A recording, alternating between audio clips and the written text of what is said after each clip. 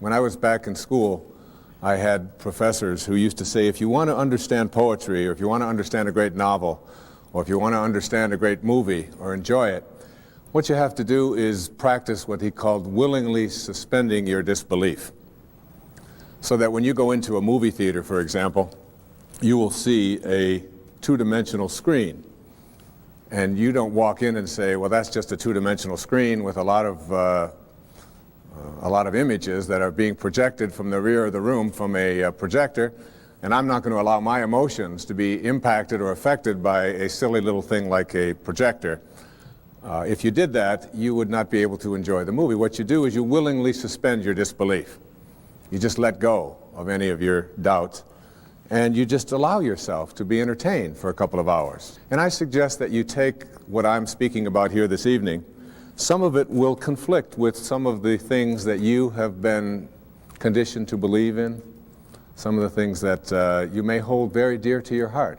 And I'm not here to challenge them. I'm not here to get you to change your point of view. I'm not here to get you to join some organization that I think will get you to be more enlightened.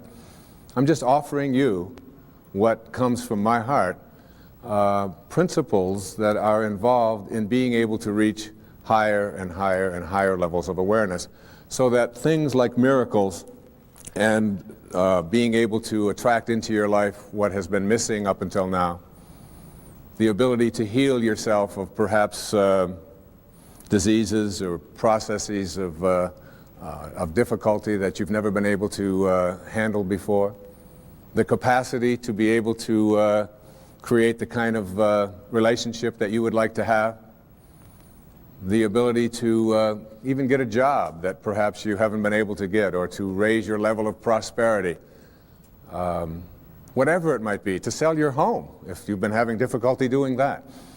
And I would like to suggest that you suspend your disbelief, allow yourself to know that you're not a human being here having a spiritual experience, but that it's the other way around, that you're a spiritual being having a human experience. There are many ways to get the things that we want for ourselves in our lives, but basically it all begins with how we choose to think. Once you start becoming aware of the power of thought, and if you look around, just look around you at everything that you see, it all began with a thought. We become what we think about. I was handed a book a few years ago, 2 years ago, at a conference that where I was speaking in Las Vegas, and it showed, now this is where you have to again willingly suspend your disbelief, it showed how water would crystallize. And they would take a drop of water, or a little vial of water, and they would freeze it at a cryogenic level, 273 degrees below zero, at absolute zero.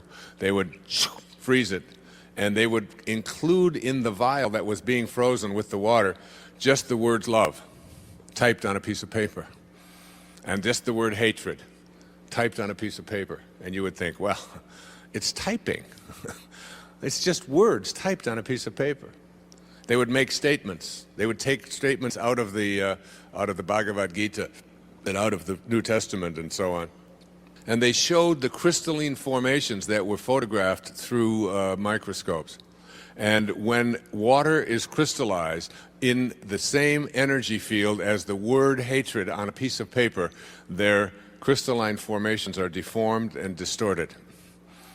And when water is crystallized with the word love in the same energy field, the crystalline formations, they show the photographs, are these beautiful, perfect, magnificent, divine, like water crystallizations. That everything in the universe is energy and is impacted by the speed at which we calibrate.